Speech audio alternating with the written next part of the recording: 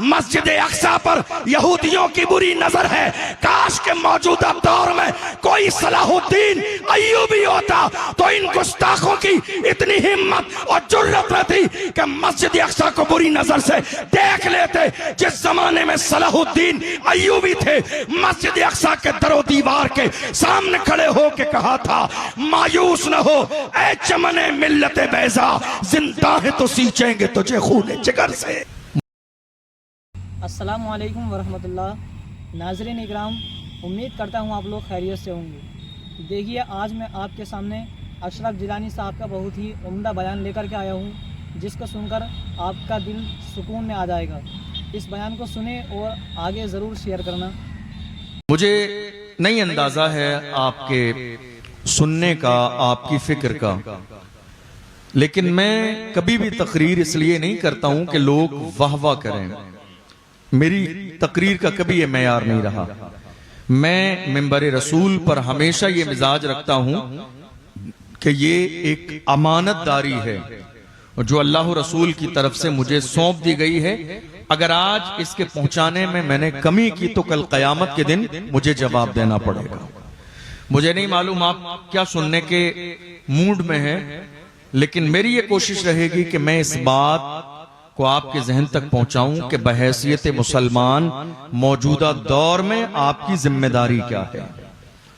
आज पूरे मुल्क में आप नजर दौड़ाइए, हालात हमारी और आपकी निगाहों के सामने हैं। हालात क्या हैं? मुल्क के कोने कोने पे आप नजर दौड़ा लीजिए।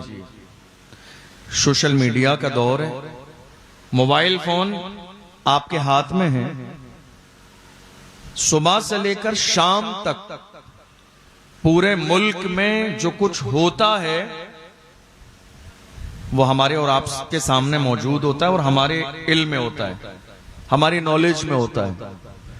मुल्क के कोने कोने की कोई भी एक खबर ऐसी नहीं है जो आज हमारे इल्म में न हो।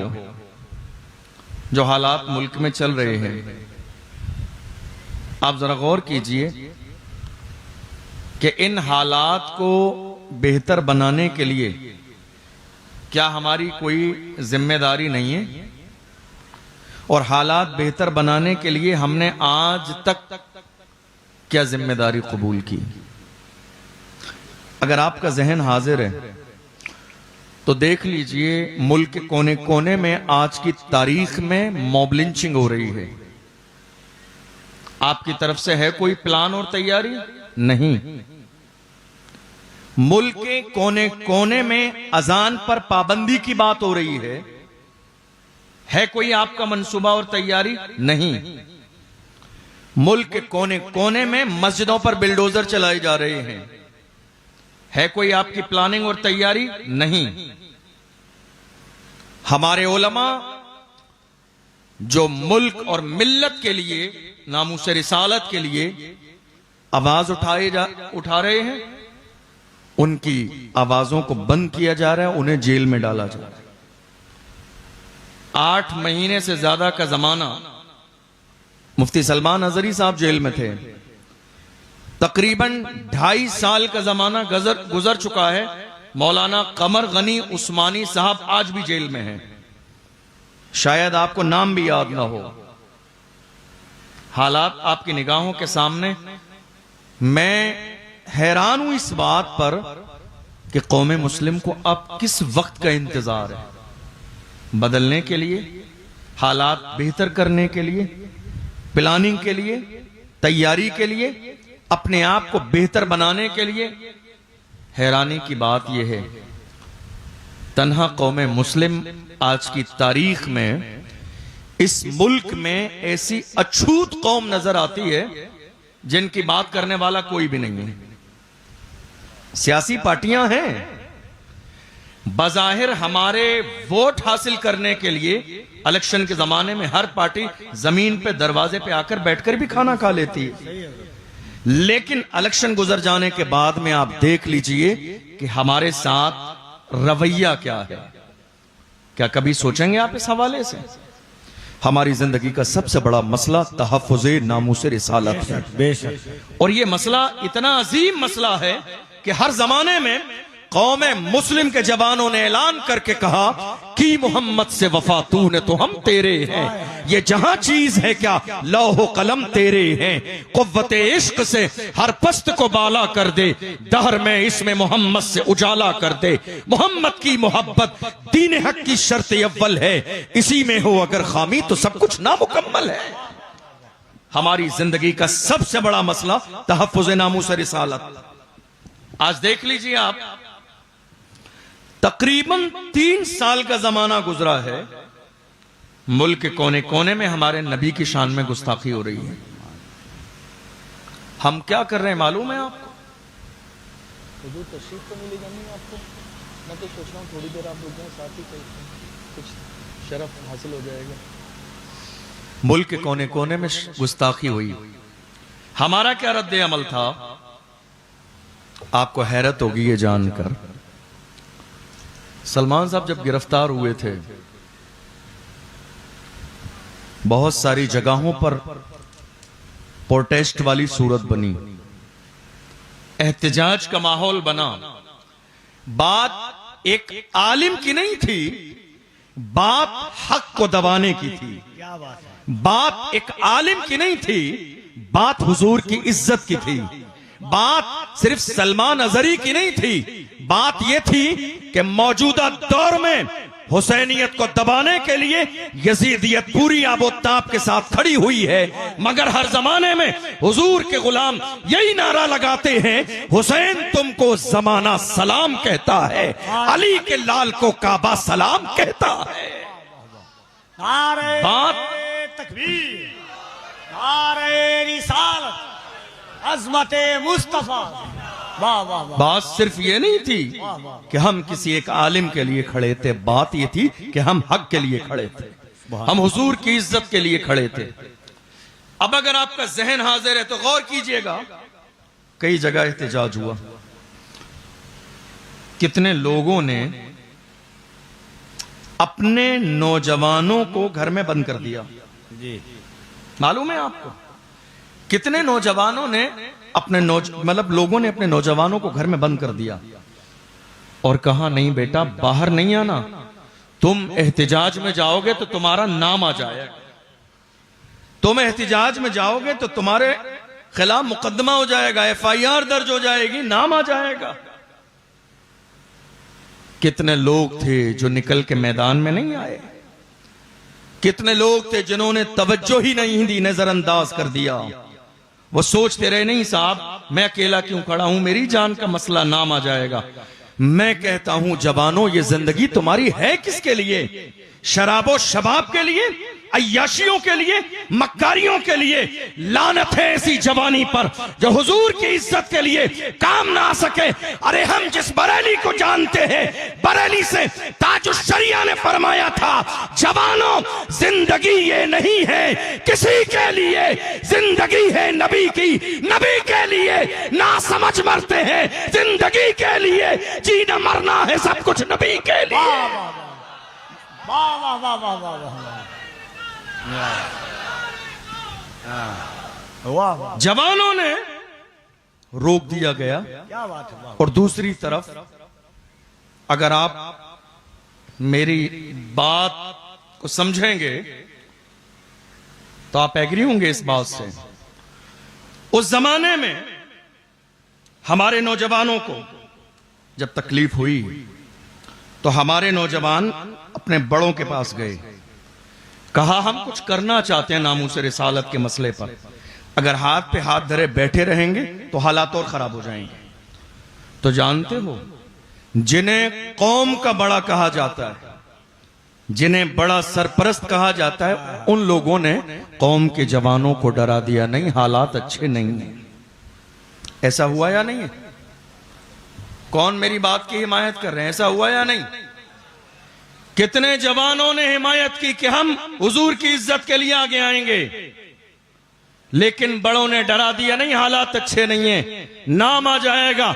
मगर मैंने उस दिन से लेकर आज तक मुल्क के कोने कोने में जवानों के दिल और दिमाग में यह बात डाली, अगर दुनिया की लिस्ट में तुम्हारा नाम आएगा तो याद रखो मदीने वाले की फहरिस्त में भी तुम्हारा नाम आ जाएगा और फख्र के साथ कहोगे या रसूल अल्लाह, ये नाज ये अंदाज हमारे नहीं होते, झोली में अगर टुकड़े तुम्हारे नहीं होते, मिलती नागर भीख हुजूर आपके दर से इस शान से मंतों के गुजारे नहीं होते।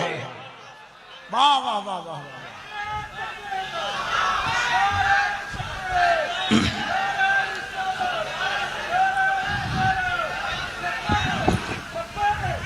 हेलो, इस अंदाज से नहीं, जरा दोनों हाथों को उठाइए, दोनों हाथों को उठाकर लब्बैक या रसूल अल्लाह, और जरा बुलंद आवाज से सुरखरू होने का सामान भी दे सकते हैं, जिंदगी को नया उन्वान भी दे सकते हैं। ये मेरी कौम का बच्चा ही सदा देता है, हम मोहम्मद के लिए जान भी दे सकते हैं।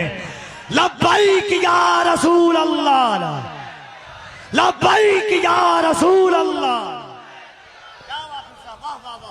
हमारे लोगों ने डरा दिया, नाम आ जाएगा, नाम आ जाएगा। याद रखिएगा हुजूर के गुलाम कभी इस बात से नहीं डरे कि नाम आ जाएगा। जहन हाजिर है आपका, तवज्जो है आपकी, जरा हाथ उठाइए कहिए या रसूल अल्लाह। हुजूर के गुलाम कभी इस बात से नहीं डरते हैं कि नाम आ जाएगा। बड़ी हैरत की बात है, हमारे दरमियान आज नेताओं की कमी नहीं है, हर घर में एक नेता है, हर घर में एक नेता है, और इन नेताओं ने मिलकर कौम की गैरत का जनाजा निकाल दिया।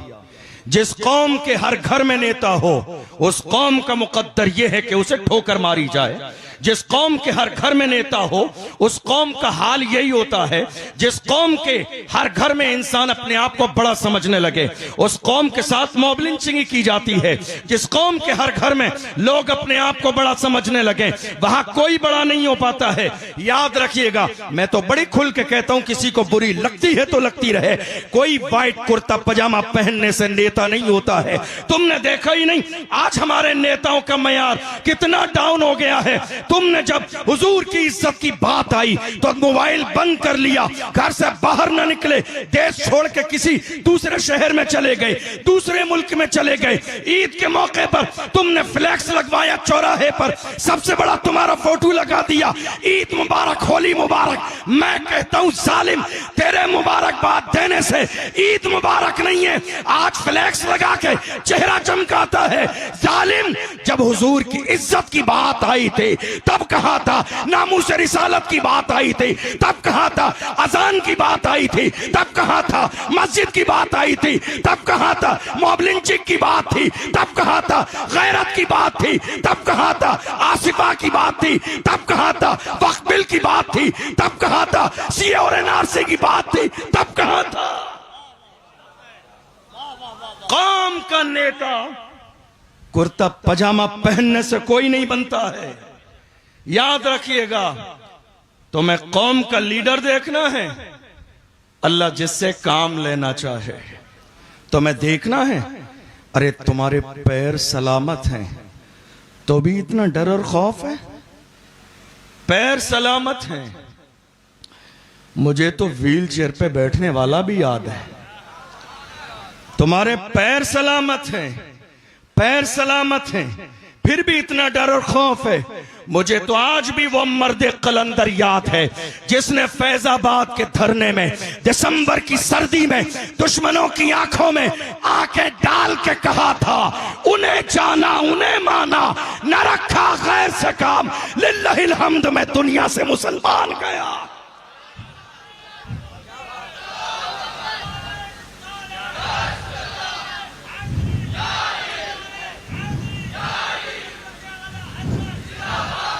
जान दिल होश व खिरत सब तो मदीने पहुंचे, तुम नहीं चलते रजा सारा तो सामान गया।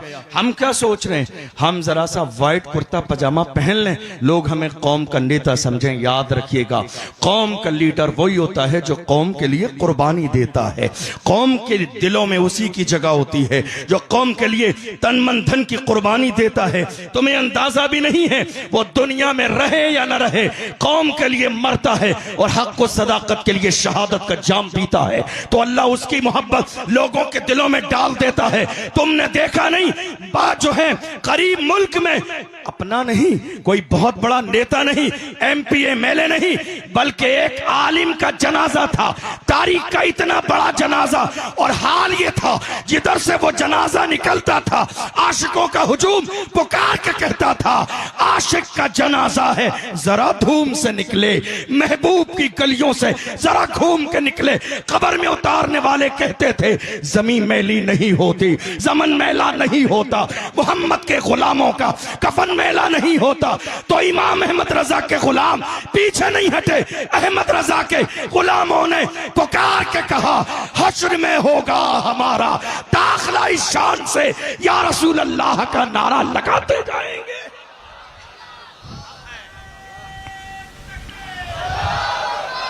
बहुत अच्छा मुफ्ती साहब, वाह वाह वाह वाह वाह वाह।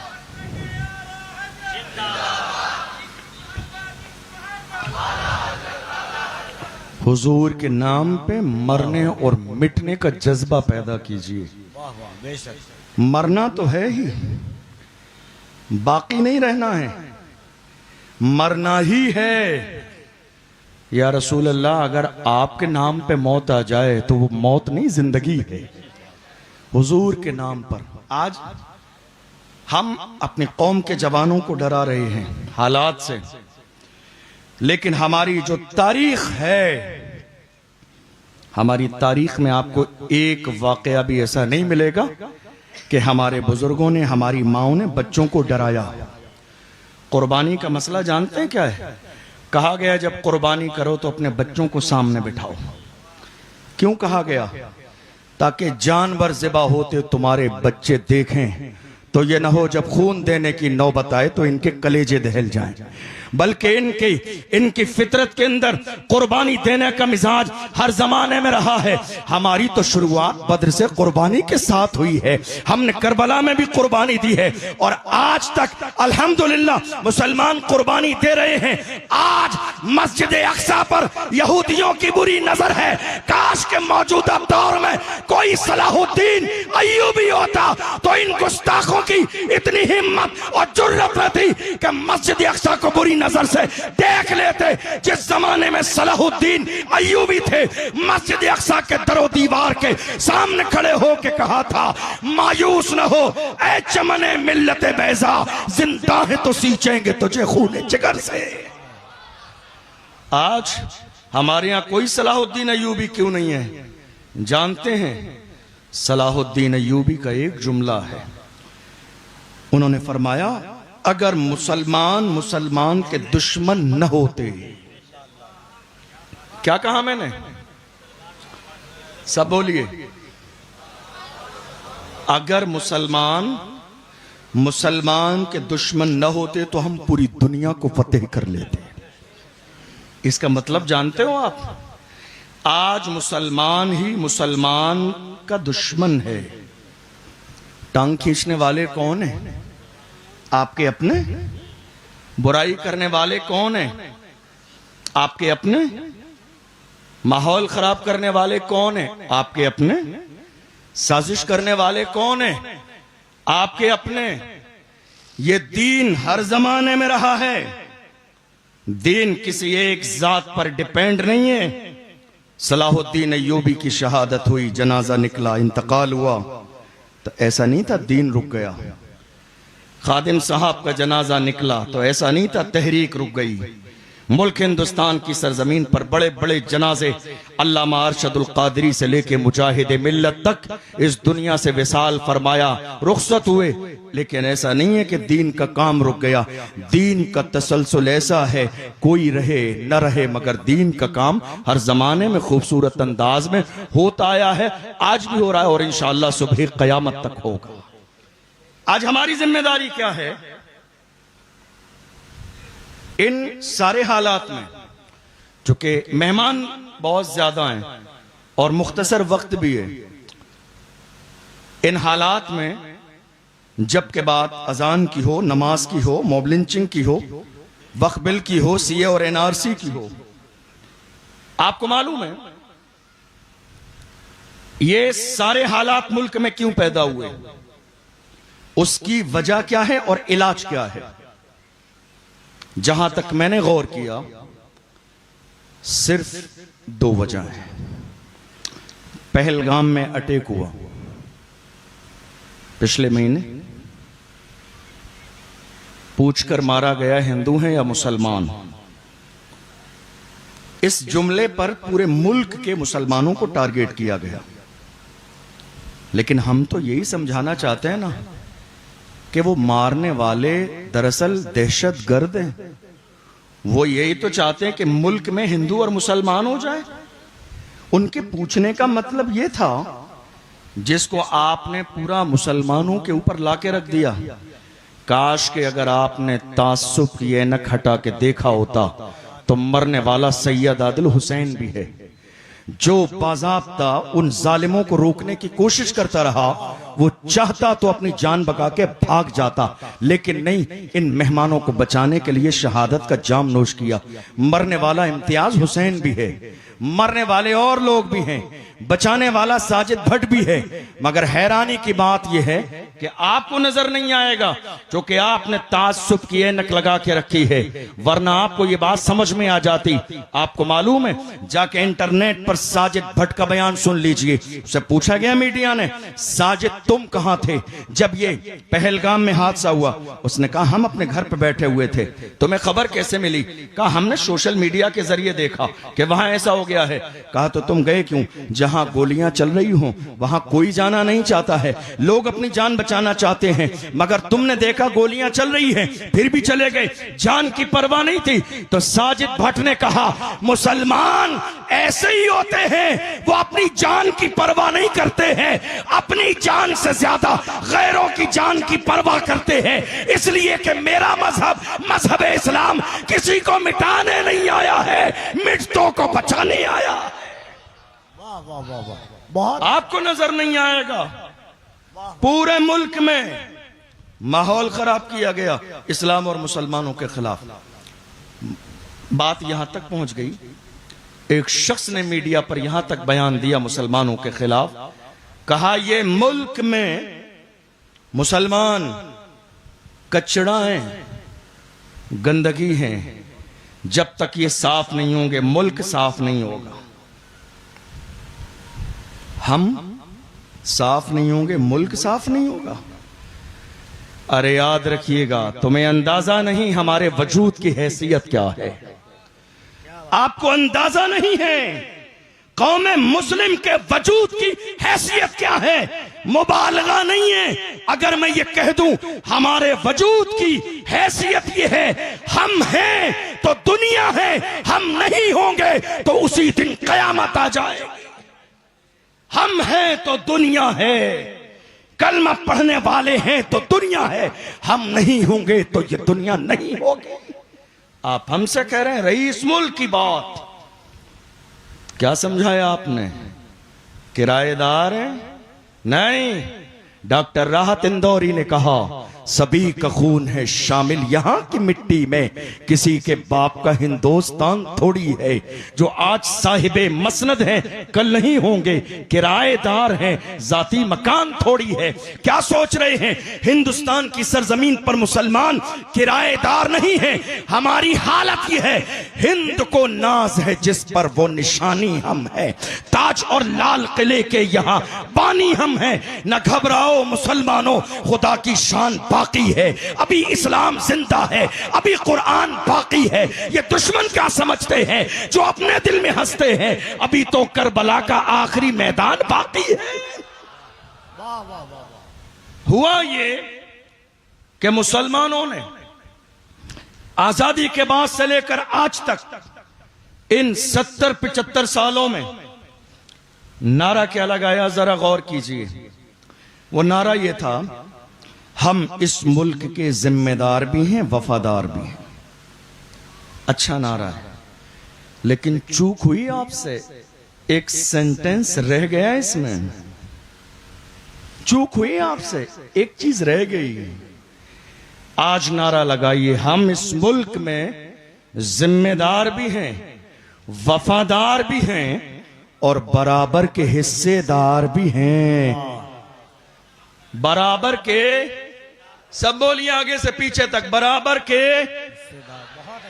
इसलिए कि आज जिस सरजमीन पर आप इतरा रहे हैं, जिन उलमा से आपको परेशानी है, कल जब ये मुल्क अंग्रेजों की गुलामी में था तो इस मुल्क को अंग्रेजों से बचाने वाला भी एक आलिम था, दुनिया जिसे अल्लामा फजल हक खैराबादी के नाम से जानती है।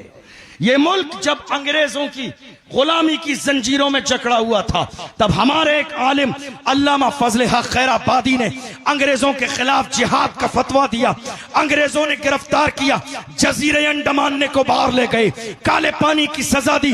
अंग्रेज ने आके कहा था, मौलाना अब भी वक्त है, फतवा वापस ले लो, तुम्हें मनसब मिलेगा सरकारी।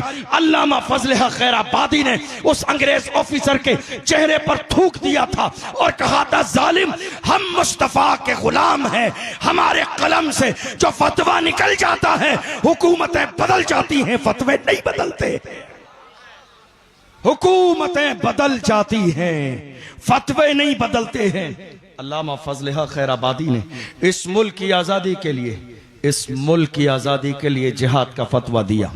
बात और आगे बढ़ी।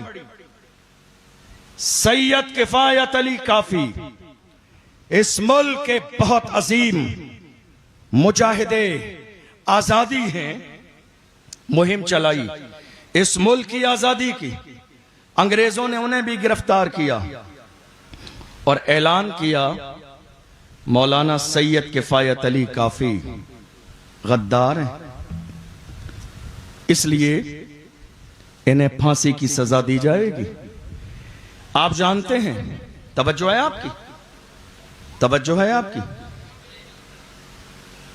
जब कोई बहुत बेबाक हो ना, बेबाक बोलने वाला हो, तो लोग सोचते हैं बैकग्राउंड शायद बहुत मजबूत है, इसलिए डरता और दबता नहीं है। कितनी जगह मुझसे ऐसा होता है, लोग पूछते हैं आप इतना खुल के बोलते हैं, लगता है आपका बैकग्राउंड बहुत मजबूत है इसलिए दबते नहीं है। मैं कहता हूं हाँ, मेरा बैकग्राउंड तो बहुत मजबूत है, बता दूंगा कलेजा दहल जाएगा। क्या समझाया आपने? दबते नहीं है। क्यों दबे? मेरे इमाम ने हमें नुस्खा दिया, फरमाया क्या दबे जिस पे हिमायत कहो पंजा तेरा, क्या दबे जिस पे हिमायत कहो पंजा तेरा, शेर को खतरे में लाता नहीं कुत्ता तेरा। हम गौसे आजम के गुलाम हैं, डरते और दबते नहीं हैं। अल्लामा सैयद किफायत अली काफी ने मुहिम चलाई। आप उनकी तारीख पर गौर कीजिए कि बैकग्राउंड शायद बहुत मजबूत है। जब अल्लामा सैयद किफायत अली काफी के शजरे पर गौर करेंगे तो पता चलेगा उनका शजरा करबला में आका हुसैन से मिलता है। हम समझ गए जिसका शजरा आका हुसैन से मिलता हो, अब वो डरेंगे नहीं, अब वो दबेंगे नहीं, अब वो कदम पीछे नहीं हटाएंगे। अंग्रेजों ने अल्लामा सैयद किफायत अली काफी को मुरादाबाद के चौराहे पर फांसी का ऐलान किया। रमजान का महीना है, रोजे की हालत में है, असर और मगरिब के दरमियान का वक्त है। फांसी का फंदा गले में डाला इस मुल्क की आजादी के लिए। फिर कहा मौलाना कोई आखिरी ख्वाहिश हो तो बयान करो। ऐसे आलम में पुकार के मुस्कुरा के अल्लामा सैयद किफायत अली काफी ने कहा था, मेरी आखिरी ख्वाहिश जानना चाहते हो तो सुनो, कोई गुल बाकी रहेगा, न चमन रह जाएगा, पर रसूलुल्लाह का दीने हसन रह जाएगा। अतलसो कम ख्वाब की पोशाक पर नाजा न हो, इस तने बेजान पर खाकी कफन रह जाएगा। हम सफीरो बाग में है, कोई दम का चहचहा, बुलबुलें उड़ जाएंगी, सूना चमन रह जाएगा।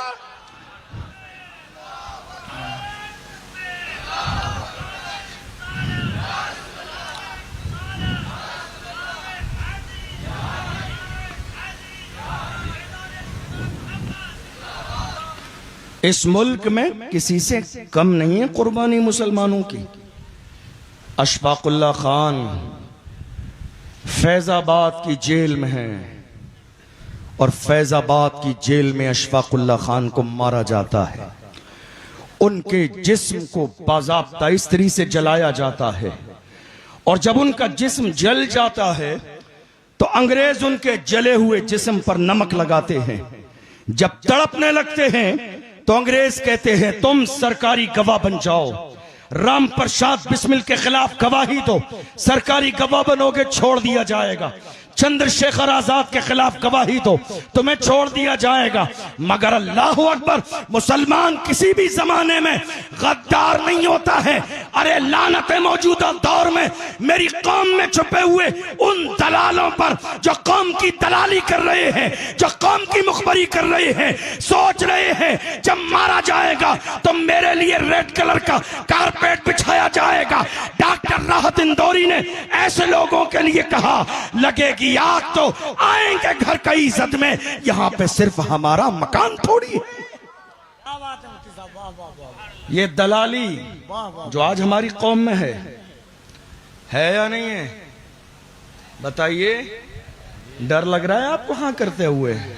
दलाली ये जब से हमारी कौम में कौम की दलाली करने वाले दलाल पैदा हो गए, जब से कौम की मुखबरी करने वाले ये पैदा हो गए, आज कौम की गैरत का जनाजा निकल गया, आपकी निगाहों के सामने है। कौम की दलाली किस लिए हो रही है? एक कप चाय के लिए, जरा सी शाबाशी के लिए? कौम की दलाली किस लिए हो रही है? नहीं साहब, मैं जरा अजीज रहूं, मैं जरा मुकर्रब रहूं। लानत है तुम पर और तुम्हारी सोच पर जो तुम अपनी मस्जिदों मदरसों की दलाली कर रहे हो। हमने कोरोना के जमाने में देखा कितनी मस्जिदों पे छापा पड़ गया, दलाली करने वाले अपने ही थे। हमने कोरोना के जमाने में देखा कितने मदरसों में बाज़ाब्ता ताला लगा दिया गया, मुखबरी करने वाले अपने ही थे। मैं कहता हूं जालिम, तूने दाढ़ी टोपी के साथ मुखबरी की, क्यों दाढ़ी टोपी की बेइज्जती करता है? मुखबिर बनना था तो खुल के बन जाता। याद रखिएगा, मुनाफिकों का हाल ये है। अल्लाह का कुरान कहता है, इन्नल मुनाफिकीना फी दरकिल अस्फल मिनन नार, ये मुनाफिकीन जहन्नम के सबसे निचले वाले हिस्से में रहेंगे। जो कौम की दलाली कर रहे हैं आज की तारीख में, जो कौम की गैरत का जनाजा निकाल रहे हैं, क्या सोच रहे हैं हम मुअज़्ज़ज़ बन जाएंगे? नहीं, दुनिया ये समझ गई है जो अपनी कौम का न हुआ वो हमारा कैसे हो सकता है। दुनिया ये समझ गई है। अशफाकुल्ला खान के साथ जब उनके जिस्म को जलाया, अंग्रेजों ने कहा अब भी वक्त है, वापस हो जाइए। तो अशफाकुल्ला खान ने ललकार के कहा था, सरफरोशी की तमन्ना अब हमारे दिल में है, देखना है जोर कितना बाजुए कातिल में है, वक्त आने पर बता देंगे तुझे आया आसमां, हम अभी से क्या बताएं क्या हमारे दिल में है। और जब अशफाकुल्ला खान को फैजाबाद की जेल में फांसी दी गई, फांसी देते वक्त में दुनिया ने देखा, अशफाकुल्ला खान ने कदम आगे बढ़ाया, फांसी का फंदा पकड़ के अपने होठों से चूमा, अपने गले में डाला। अंग्रेजों ने कहा कोई आरजू हो तो बताओ। अशफाकुल्ला खान ने कहा था कुछ आरजू नहीं है, आरजू तो ये है, रख दे कोई जरा सी खाके वतन कफन में। इस मुल्क से वफादारी कौम मुस्लिम का अंदाज ये है, फिर भी हमसे ये गिला है कि वफादार नहीं। आज पहलगाम के हादसे के बाद देख लीजिए मुल्क के कोने कोने में जबानें। हमें तो वो वक्त भी याद है जब आखिरी बादशाह बहादुर शाह जफर के सामने अंग्रेजों ने उनके बेटों के कटे हुए सर रंगून की जेल में ले जाके पेश किए और अंग्रेजों ने कहा था दमदमे में दम नहीं, अब खैर मांगो जान की। ऐ जफर ठंडी हुई शमशीर हिंदुस्तान की। तो ऐसे आलम में ललकार के बहादुर शाह जफर ने कहा था गाजियों में बू रहेगी जब तलक ईमान की, गाजियों में बू रहेगी जब तलक ईमान की, तख्ते लंदन तक चलेगी तेग हिंदुस्तान की। इस मुल्क की वफादारी हमसे पूछते हैं आप। आज हालत यह है मुसलमानों को दूसरे नंबर का शहरी बनाने की भरपूर प्लानिंग और कोशिश, हमारी जात से नफरत, हमारी जबान से नफरत, हमारे इस्तेमाल करने वाले प्रोडक्ट से नफरत, हमारी जात से नफरत। लोग कह रहे हैं मुसलमान, पहलगाम में यह हादसा हुआ, मुसलमान नफरत फैलाते नहीं। हमारे मजहब में कहीं नफरत नहीं है, कुरान में कहीं नफरत नहीं, हदीस में कहीं नफरत नहीं। नफरत की बात करते हैं, अगर मैं नफरत की मिसालें पेश करूं तो कई घंटे लग जाएंगे। मैं आपको एक मिसाल बता देता हूं ताजा, आपके जहन में भी होगी। क्या हुआ था इस मुल्क में जनवरी से लेकर फरवरी तक, जब कुंभ का मेला लगा, पहले दिन हमारी नो एंट्री का बोर्ड लगा दिया गया। सबको आने की इजाजत है मगर दाढ़ी टोपी वालों को इजाजत नहीं है। हमने नफरत फैलाई, हम नफरत नहीं फैलाते हैं। आपका मेला हुआ, आपने नो एंट्री का बोर्ड लगा दिया, मगर अल्लाह की इज्जत की कसम देख लो शहबाज मोहम्मद का दरवाजा सबके लिए खुला है, अजमेर का दरवाजा सबके लिए खुला है, कि छोचा का दरवाजा सबके लिए खुला है, अलाउल हक पंडवी का दरवाजा सबके लिए खुला है। हमारा हाल यह है, शहबाज मोहम्मद की बारगाह से ऐलान किया जाता है, यहां गोरा काला नहीं देखा जाता है, जो अकीदत से आता है उसके खाली दामन को भर दिया जाता है। आप हमसे कह रहे हैं नफरत फैलाई, नहीं, नफरत हम फैलाने वाले नहीं है। हमारी एंट्री पर पाबंदी लगा दी गई, बोर्ड लगा दिए गए, नहीं। पूरे मुल्क में बहस हो रही थी मुसलमान क्यों नहीं, मुसलमान क्यों नहीं, पाबंदी हमारे आने पर। मगर हमारे वजूद की हैसियत देखिए आप। जब भगदड़ मची, जब भगदड़ मची, जिन्हें धक्के मार के निकाल दिया गया था, जब भगदड़ मची, लोग मरने लगे, खाने का इंतजाम नहीं, पीने का इंतजाम नहीं, वॉशरूम का इंतजाम नहीं, लोग गिरने लगे, मरने लगे, तो यही कलमा पढ़ने वाले मुसलमान थे जिन्हें धक्के मार के बाहर निकाल दिया गया था। इन्होंने ऐलान किया, ऐ कुंभ के मेले में आने वालों, हमारे लिए हाल ये है, तुम्हारे लिए हमने दिल का दरवाजा भी खोल दिया, मस्जिद का दरवाजा भी खुला है, मदरसे का दरवाजा भी खुला है, खाना तुम्हारे लिए है, पीना तुम्हारे लिए है। लोगों ने कहा तुम तो वही हो ना जिनको भगा दिया हमने। मुसलमानों ने मुस्कुरा के कहा वो तुम्हारा किरदार था, ये मोहम्मद के गुलामों का किरदार है, वो तुम्हारा किरदार था, ये मोहम्मद अरबी के गुलामों का किरदार है। फिर भी हमसे ये गिला है कि वफादार नहीं। हमारा किरदार, हमारी जबान से नफरत, जात तो थी ही, जबान आ गई, उर्दू पर बयान होने लगा। और मजे वाली बात यह है कि उर्दू पे पाबंदी लगाने वाले भी बोलते उर्दू ही हैं। उर्दू पर पाबंदी लगाने का जुमला भी उर्दू में बोला जा रहा है, लेकिन शायद आपको यह अंदाजा नहीं कि उर्दू ने इस मुल्क की आजादी में कितना बड़ा किरदार अदा किया है। आपको यह अंदाजा नहीं। मुझे मालूम है तारीख में वो एक सुनहरे हरफों से लिखा हुआ नाम, दुनिया जिन्हें हसरत मोहानी के नाम से जानती है। जब देखा कहीं ऐसा ना हो हमारे पास लोग कम हैं, असलहा कम है, कहीं ऐसा ना हो मेरे मुल्क के अजीज के जवानों की हिम्मतें पस्त हो जाएं, तो हसरत मोहानी ने जवानों के खून में जोश पैदा करने के लिए नारा दिया था, इनकलाब जिंदाबाद। वो नारा पूरी दुनिया में आज तक जब कौमों को जोश दिलाना होता है वो नारा आज भी लगाता है। जब नारा लगता है तो कौमें फतेहयाब हो जाती है। आप फिर भी हमसे कह रहे हैं मुसलमान हमारी जात से नफरत, हमारी जबान से नफरत। और तो और आज के जमाने में कुछ कारोबारी व्यापारी धर्म का लिबास ओढ़कर जिनकी दुकान बंद हो गई, चल नहीं रही है, तो वो दुकान चलाने के लिए रो अफजा का बाइकाट कर रहे हैं। जिनकी दुकान नहीं चल रही है तो अब रो अफजा को भी जोड़ लें धर्म के नाम से। कह नहीं साहब ये शरबते जिहाद है। अरे बेवकूफ इंसान, ये शरबते जिहाद नहीं है, ये शरबते मोहब्बत है, ये शरबते उल्फत है, ये शरबते उनसियत है। तुम कह रहे हो ये शरबते जिहाद है, तुम्हें अंदाजा भी नहीं 1906 से लेकर आज तक तकरीबन 118 साल का जमाना गुजर गया रूह अफजा को, तुम्हें अंदाजा भी नहीं। बनते बनाते पीते पिलाते तकरीबन 4 पीढ़ियां गुजर गई रूह अफजा को, मगर आज तक उसके जायके में कमी नहीं आई। ये तुम जैसे देश में दहशतगर्द जब से आए हैं शरबत रूह अफजा के मिजाज के अंदर नफरत का जहर घोलना चाहते हैं। मगर मैं कहता हूं अल्लाह जिससे काम लेना चाहे, हमदर्द कंपनी को लाखों रुपए लगाना पड़ते, इतना प्रचार नहीं होता। खुदा ने जितना प्रचार एक दुश्मन से करा दिया, जितना प्रचार खुदा ने एक दुश्मन से करा दिया। हमारी हर चीज से नफरत, शर्म आनी चाहिए।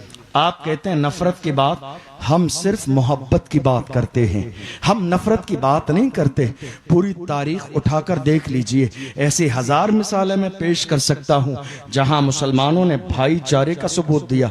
क्या है ये? नामूस रिसालत का मसला आया, क्या किया हमने? कानून हाथ में लिया, बताइए आप? नहीं। क्या किया हमने? पुरसुकून अंदाज में बाज़ाब्ता कहां गए? कोर्ट कचहरी थाने में गए, कलेक्ट्री गए, और कलेक्टर के जरिए हमने वो राष्ट्रपति तक अपना ज्ञापन पहुंचाया कानून के दायरे में। मुसलमान कभी कानून हाथ में नहीं लेते, वो इज्जत करते हैं इस मुल्क के कानून की। मुसलमानों ने पूरी जिंदगी इस मुल्क से वफादारी का सबूत दिया। आज हालात हमारी और आपकी निगाहों के सामने हैं। मैं अर्ज कर रहा था ये हालात इस मुल्क में आखिर पैदा क्यों हुए और किस वजह से पैदा हुए? बीच में लोग आते हैं ना, बना बनाया पूरा जलसे का माहौल खराब हो जाता है।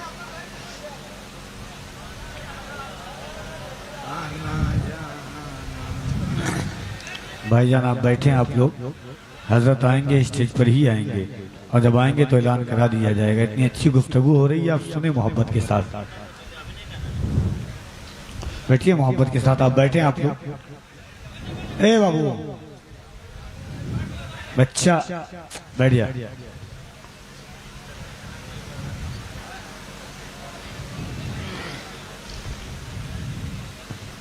आ गए आ गए।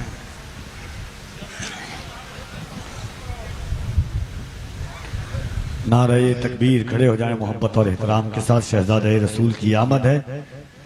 नारे तकबीर, जरा आवाज निकालें। नारे तकबीर, नारे रिसालत, फैजाने मखदूम अशरफ, औलादे मखदूम अशरफ, शहजादे गौसे आजम, शहजादे गौसे आजम, शहजादे गौसे आजम, आमद हुजूर सैयद तलहा मियां साहब किबला, आमद हुजूर सैयद तलहा मियां साहब किबला, खानदाने मखदूम अशरफ।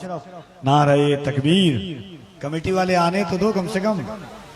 आगे से तो जगह छोड़ो। ए लाने वाले लोग जगह छोड़ो यार,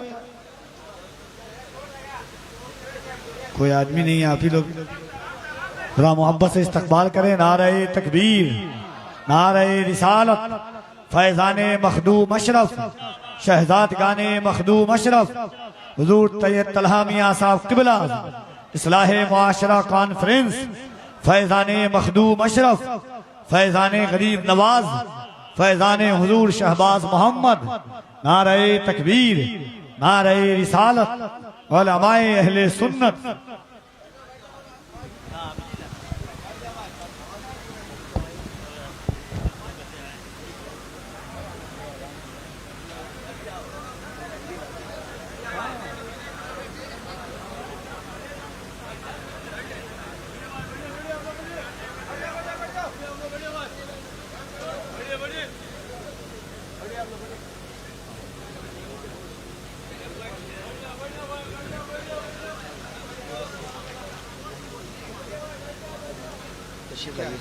कुछ नहीं मिला।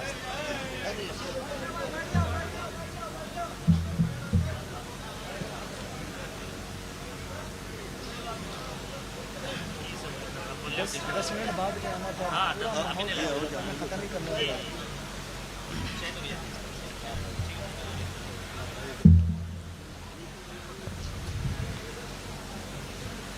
तशरीफ रखें आप हजरात।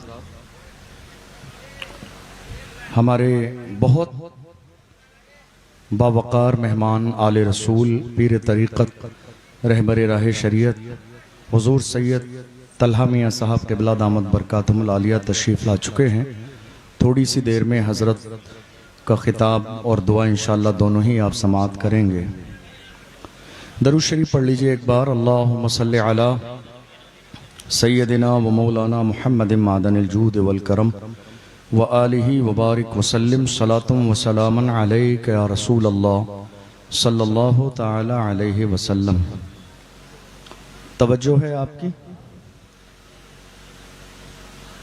तवज्जो है आपकी। बात ख़त्म कर दूं, लेकिन आपकी तवज्जो मुझे कम लग रही है।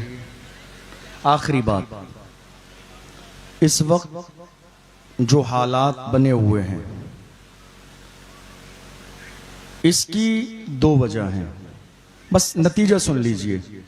क्योंकि मुझे जो वक्त दिया गया था तकरीबन वो पूरा होने लगा है 2-4 मिनट में, तो मैं वक्त की पाबंदी करने का आदी हूँ। मेहमान भी कई सारे हैं तो मुनासिब नहीं है लंबा करना। किसी और मौके पर इंशाअल्लाह मज़ीद तफसीली गुफ्तगू होगी। नतीजा सुन लीजिए। इस वक्त जो पूरे मुल्क में हालात हैं उसकी दो बड़ी वजह हैं, गौर से सुनिएगा। पहली वजह कि मुसलमानों ने आज़ादी के बाद से लेकर आज तक सियासत पर कभी बात समझ आई आपको? बात समझ आई? भैया कैमरे लगे हुए हैं, वीडियो रिकॉर्ड हो रही है। भाई आपको देखना नहीं, बाद में जबरदस्ती लेके ये बैठे हुए हैं आप, सुन लीजिए। पहली चीज, हालात जो इस वक्त हैं उसकी दो बड़ी वजह हैं। पहली वजह, आजादी के बाद से लेकर आज तक कौम मुस्लिम ने सियासत पर तवज्जो नहीं दी। आपको मालूम है आज क्या होता है? अगर कोई मस्जिद का इमाम जुमे में हालात पर बात कर दे या इशारे में सियासत पर बात कर दे तो नमाज जुमा के बाद इमामत से छुट्टी। और लोग ये समझते हैं कि साहब मस्जिद में ये सियासत की बात हो रही है। सियासत कोई नाजायज और हराम नहीं है। मेरे जुमले पर गौर कीजिए क्या कह रहा हूं। मौजूदा दौर में मस्जिद, मदरसे, खानका, उलमा और नामूस रिसालत के तहफ्फुज के लिए सियासत करना बाइसे सवाब है। सवाब है मौजूदा दौर में, इसलिए कि पार्लियामेंट में बैठकर कानून पास किए जाते हैं वो सियासी पावर ही की बुनियाद पर। आपके पास कौन सा पावर है? आपके पास सिर्फ इतना पावर है, चाय के होटल पर बैठकर इसकी बुराई, उसकी बुराई, इसकी गीबत, उसकी टांग खींचना, इसके खिलाफ साजिश, मस्जिद के इमाम के लिए हजार बातें। यार खुदा के बंदो, कुछ तो मेरी कौम को शर्म आनी चाहिए। दुनिया चांद और सूरत पे पहुंचने की तैयारी में है और कौम मुस्लिम आज तक चाय के होटल पर बैठकर मस्जिद के इमाम की बुराई में लगी। इससे ज्यादा शर्मनाक सूरत हाल और क्या हो सकती है। आजादी के बाद से लेकर आज तक हमने सियासत पर तवज्जो नहीं दी। मुल्क आजाद हुआ, आजादी के बाद इस मुल्क में एक सियासी पार्टी, आप में से बहुत सारे लोग ये बात जानते हैं, सबने उसी का दामन पकड़ा। लेकिन थोड़े से जमाने में लोगों को बात समझ में आ गई, ताबेदारी क्या है और हिस्सेदारी क्या है। तो जिनको समझ में आई, जिन्हें यह बात समझ में आई, उन्होंने ताबेदारी करना छोड़ दी, हिस्सेदारी की बात की, और हिस्सेदारी ही की बुनियाद पर मुल्क में अलग अलग तंजीमें बन गईं। मगर अफसोस कि ये मेरी कौम मुस्लिम है जो 75 सालों से आज तक इस बात के इंतजार में है कि दुनिया इसे वफादार कह दे। मगर याद रखिएगा, ये टाइटल तुम्हें वफादारी का कभी नहीं मिलेगा। दुनिया ने हर जमाने में तुम्हें गद्दार कहा, कल भी कहा, आज भी कह रही है और आखिर तक भी कहेगी। आज मेरी कौम का अलमिया ये है, मेरी कौम 2025 आ गई है, मगर फिर भी किसी के लिए स्टेज लगा रही है, किसी के लिए फर्श बिछा रही है, किसी के बैनर और फ्लैक्स लगाए जा रहे हैं, किसी के लिए स्टेज लगाकर मेरी कौम के नौजवान नीचे बैठकर गलत बातें सुनकर भी नारा लगा रहे हैं। याद रखो, मारहरा मुतहरा से सैयदुल उलमा ने फरमाया, किसी की जय विजय हम क्यों पुकारें, क्या गरज हमको, हमें काफी है सैयद अपना नारा या रसूल अल्लाह। अल्लाह ने हमें गुलामी के लिए पैदा नहीं किया है, खुदा ने हमें गुलामी के लिए नहीं पैदा किया है, अल्लाह ने हमें क़यादत के लिए पैदा किया है। अपने अंदर कायदाना सलाहियत पैदा करो, गुलामी के लिए नहीं, अपने अंदर लीडरशिप पैदा करो। आज हमने ये देख लिया, हमारे यहां बहुत सारे लोग अलग अलग पार्टियों से जुड़े हुए हैं। मैं किसी की पार्टी की मुखालिफत नहीं करता, सबका अपना एक एजेंडा है। लेकिन मैं बस आखिरी जुमले में ये बात कह रहा हूं, हजरत तशरीफ आखिरी जुमले में यह बात कह रहा हूं, आप अलग अलग पार्टियों से जुड़े हैं, मुझे किसी से एतराज नहीं, लेकिन दिल पे हाथ रख के ये बताइए, हमारी जिंदगी का सबसे बड़ा मसला तहफ़्फ़ुज़ नामूस रिसालत। जब मेरे नबी की शान में गुस्ताखी की गई तो कौन आया था बोलने के लिए? किसी ने एक जुमला कहा, किसी पार्टी के अध्यक्ष और जिम्मेदार की जबान से एक जुमला निकला, कोई बयान आया, ट्विटर पर कोई बाज़ाब्ता ट्वीट किया गया, अखबार में कोई न्यूज आई। हालात आज मुल्क में ये हैं, जब कौम मुस्लिम की बात आती है तो लोग गूंगे और बहरे बन जाते हैं। मुसलमानों के लिए एक जुमला बोलने वाला कोई भी नहीं है। हम तो ये देख रहे हैं, इस मुल्क में बात अगर कौम मुस्लिम की हो तो बोलने वाला एक ही है, बात अजान की हो बोलने वाला एक ही है, बात नमाज की हो बोलने वाला एक ही है, बात पहलू खान की हो बोलने वाला एक ही है, बात आसिफा की हो बोलने वाला एक ही है, नामूस रिसालत की हो बोलने वाला एक ही है। वो एक ही है जिसने पार्लियामेंट में बिल फाड़ दिया, कोई और नहीं, वही मर्द कलंदर जिसके सर पे नक्श नाले ने मुस्तफा की टोपी मौजूद है। हम समझ गए जो मुस्तफा का वफादार होता है वो कौम का गद्दार कभी नहीं हो सकता।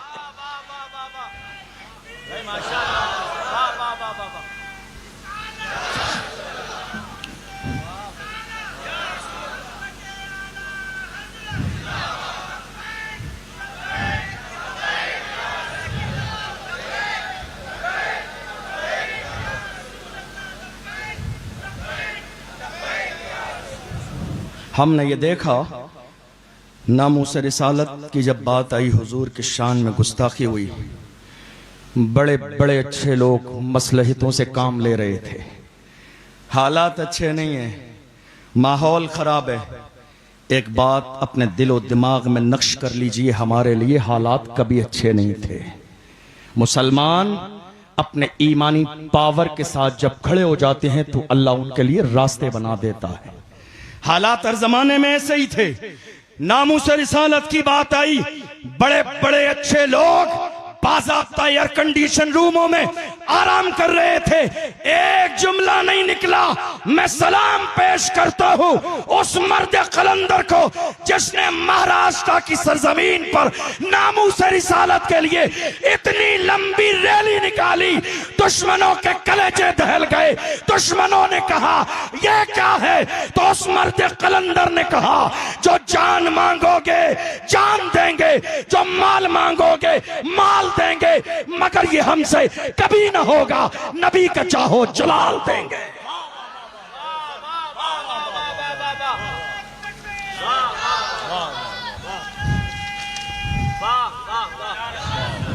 हमारी जिंदगी का सबसे बड़ा मसला, हमारी जिंदगी का सबसे बड़ा मसला तहफ़्फ़ुज़ नामूस रिसालत है। मैं कहता हूं मौजूदा दौर में अपने अंदर सियासी शऊर पैदा कीजिए। अफसोस आज हमारी कौम के लोग इलेक्शन के जमाने में पूरे पूरे खानदान के वोट रात के अंधेरे में 500 रुपए में बेच देते, फिर जाके कहते हैं हजरत जुमे में दुआ करा दीजिए अल्लाह जालिम हुक्मरान से निजात दे। अरे उससे बड़े जालिम आप हैं, आपको ये अंदाजा नहीं कि आपका एक वोट आने वाले 5 साल के जमाने के सुकून को तय करता है। आपको अंदाजा नहीं इस बात का। कब तक चलेंगे ये 500 रुपए? मुसलमान किसी भी दौर में दलाल नहीं था। अफसोस कि आज मेरी कौम में दलाल मुकर्रर कर दिए गए ठेकेदारी के लिए, जिनका काम है लोगों को लाना और ईमान का सौदा कराना। मेरी कौम के जवानों से कहता हूं, जवानों, जवानी तुम्हारी अय्याशियों के लिए नहीं है, जवानी तुम्हारी नामूस रिसालत पे मर मिटने के लिए है। इसलिए अपने अंदर हुजूर का इश्क पैदा करो, और जो आशिक रसूल होगा वो बेनमाजी नहीं होगा, जो आशिक रसूल होगा वो जानी नहीं होगा, जो आशिक रसूल होगा वो शराबी नहीं होगा, जो आशिक रसूल होगा वो गद्दार नहीं होगा, जो आशिक रसूल होगा वो अपने वालिदैन का नाफरमान नहीं होगा। तुम्हें अंदाजा भी नहीं आशिक कैसे होते हैं। रूम की सरजमीन पर जब 2 भाइयों को शहीद किया गया, एक को 40 दिन तक बाज़ाब्ता लड़की के लिए मुकर्रर कर दिया गया। 40 रातें आती रही जाती रही, हुस्न सामने है, शबाब सामने है, उस लड़की की तरफ मेरी कौम के जवान ने एक नजर उठा के नहीं देखा।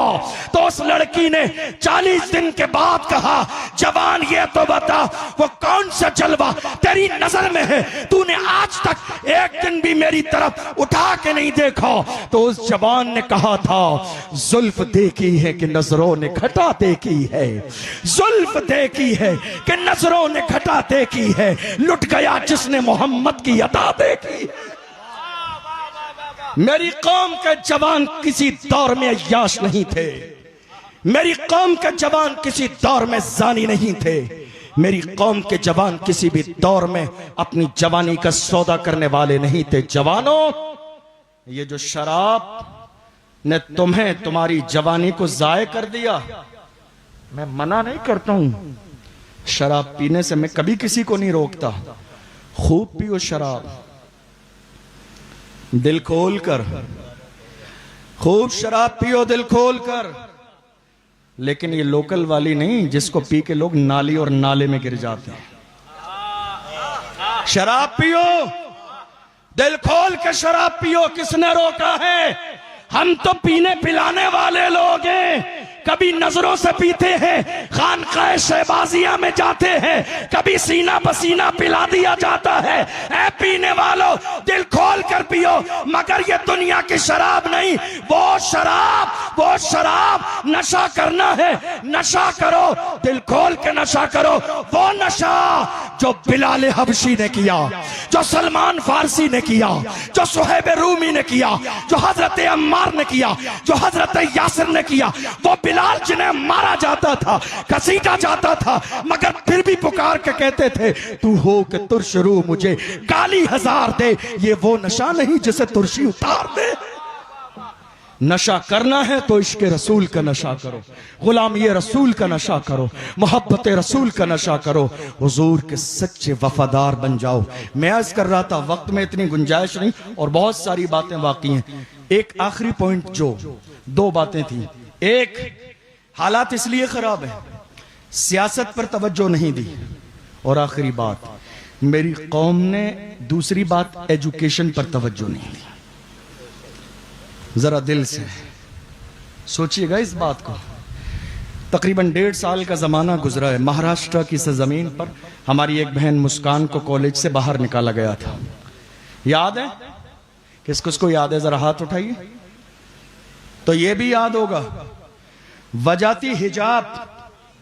क्या थी? हिजाब। मेरी मां और बहनें सुन के जाएं, वजह हिजाब थी। मगर सलाम है मुस्कान की मां को जिसने तरबियत ऐसी की। मुस्कान ने कहा हिजाब छोड़ना गवारा, पर्दा छोड़ना, एग्जाम छोड़ना, डिग्री छोड़ना गवारा है, हिजाब छोड़ना गवारा नहीं है। एग्जाम छोड़ना गवारा है, डिग्री छोड़ना गवारा है, मगर हिजाब छोड़ना गवारा नहीं है। पढ़ूंगी नहीं, कल कयामत के मैदान में जवाब नहीं देना पड़ेगा। पर्दा छोड़ दिया खातून जन्नत को कौन सा चेहरा दिखाऊंगी? हमारी कौम ने कहा, पूरे मुल्क के मुसलमानों के शर्म से सर नीचे झुक गए। काश के हमारे पास आज कोई पर्दे वाला स्कूल कॉलेज होता तो हम मुस्कान को लाके वहां पढ़ाते। शर्म से सर झुके मेरी कौम के। लोगों ने कहा 1 साल नहीं गुजरेगी, बस पैगाम दे रहा हूं 2 मिनट। लोगों ने कहा 1 साल नहीं गुजरेगी, इंशाअल्लाह मुस्कान जैसी बेटियों के लिए कॉलेज बना देंगे। 1.5 साल गुजर गई, कोई कॉलेज नहीं बना। कमी आई है आपके किसी चीज में? आपकी बारातों में कमी आई? आपके खानों में कमी आई? आपके लंगर में कमी आई? आपकी चादरों में कमी आई? आपकी शादियों में कमी आई? ऐ मेरी कौम के गैरतमंद जवानों, अगर आज तुमने बेटियों की तालीम पर तवज्जो न दी, लाखों बेटियां 2-3 साल के जमाने में मुर्तद हो गई हैं। अगर कौम की एक बच्ची मुर्तद हो जाए तो पूरी कौम को कल कयामत के मैदान में जवाब देना पड़ेगा। क्या जिम्मेदारी है आपकी? ये पैगाम आला हजरत के पीर खाने मां रहरा मुतहरा से कई साल पहले दे दिया गया था। आधी रोटी खाएंगे, बच्चों को पढ़ाएंगे। काश कौम मुस्लिम ने उस पैगाम को समझ लिया होता और उसमें पोशीदा जो राज थे उन्हें समझ लिया होता तो आज कौम के हालात ये ना होते। इसलिए जवानों, जलसा भी करो, कॉन्फ्रेंस भी करो, शरीयत के दायरे में रहते हुए शादी भी करो, उर्स भी करो, लेकिन साथ ही साथ आज की तारीख में सबसे मुहिम मंसूबा ये बनाइए कि हर शहर में हमारा एक कॉलेज बने। हमारा एक कॉलेज बने बेटियों के लिए, हमारा एक कॉलेज बने बेटों के लिए। और ये कोई बहुत बड़ी बात नहीं है। मैं अकेला ही चला था जानिबे मंजिल, मगर लोग मिलते गए और कारवा बनता गया। अगर मैं बताने लगूं तो दुनिया की पहली यूनिवर्सिटी एक जवान लड़की ने बनाई है, फातिमा अल फहरी के नाम से। वक्त में इतनी गुंजाइश नहीं, जब एक जवान लड़की ये काम कर सकती है तो पूरी कौम मिलकर एक स्कूल क्यों नहीं बना सकती है? नियत कीजिए, जलसा भी कराएंगे, जुलूस भी कराएंगे। और जवानों ये याद रखो, आज की तारीख में जहां बेटियां मुर्तद हो रही हैं उसकी एक बड़ी वजह हमारे यहाँ शादी में ताखीर भी है। और शादी में ताखीर है सिर्फ जहेज की वजह से। जो आपका मुतालबा है ना, डिमांड है कि नहीं साहब हमें ये भी चाहिए, ये भी चाहिए, यह भी चाहिए। खुदा ने तुम्हें चूड़ियां अता नहीं की हैं, मर्द बनाया। मर्द बनो, यह तुम्हारी जिम्मेदारी है। फ्रिज कहां से आएगा, वॉशिंग मशीन कहां से आएगी, ये लड़की की जिम्मेदारी नहीं है। इसलिए जहेज के नाम पे किसी गरीब की बेटी की उम्र 35 से 40 साल की मत होने दो, वरना जो है बाज़ाब्ता जिना का दरवाजा खुल जाएगा। मेरे नबी ने फरमाया निकाह इतना सस्ता करो कि जिना मुश्किल हो जाए। आज निकाह इतना महंगा कर दिया गया कि दुनिया के अंदर जिना आम होता जा रहा है। इसके लिए जरूरत सिर्फ इतनी है, आज से ये पैगाम लेकर जाइए, हम निकाह मस्जिद में करेंगे और शादी बगैर जहेज के करेंगे। जवानों को मंजूर है ये? जरा हाथ उठाइए, किसे मंजूर है? निकाह कहां होगा? कहां होगा निकाह? मस्जिद में। और शादी वगैरह करेंगे बगैर जहेज के? अपने वालिदैन से ये ताकीद कीजिए, अपनी माँ से कहिए मुझे लड़की पैसे वाली नहीं चाहिए, मुझे लड़की तरबियत वाली चाहिए। हुजूर का ये फरमान इमाम गजाली ने फरमाया, मुकाशफतुल कुलूब में एक हदीस को नकल किया। इमाम गजाली फरमाते एक मर्द के लिए सबसे बेहतरीन दौलत नेक बीवी है, एक नेक बीबी। वक्त ज्यादा हो रहा है, चलिए इंशाल्लाह किसी और मौके पर गुंजाइश रही तो बात करेंगे। अल्लाह की बारगाह में दुआ है परवरदिगार आलम जो हमने सुना है इसे समझने और अमल करने की तौफीक अता फरमाए। सहवन कोई लफ्ज़ हुई सबको गवाह बनाकर अल्लाह की बारगाह में तौबा करता हूँ, अल्लाह अपने महबूब के सदक़े में माफ़ फरमाए। अल्लामा इकबाल ने अपने अंदाज में कहा, हो न ये फूल तो बुलबुल का तरन्नुम भी न हो, चमने दहर में कलियों का तबस्सुम भी न हो, ये न साकी हो तो फिर मैं भी न हो, खुम भी न हो, बज़्म तौहीद भी दुनिया में न हो, तुम भी न हो, ख़ैमा इफ़लाक का इस्तादा इसी नाम से है, नब्ज़े हस्ती तपिशा मादा इसी नाम से है, दस्त में दामने कुहसार में मैदान में है, बहर में मौज की आगोश में तूफान में है, चीन के शहर मराकश के बयाबान में है, और पोशीदा मुसलमानों के ईमान में है।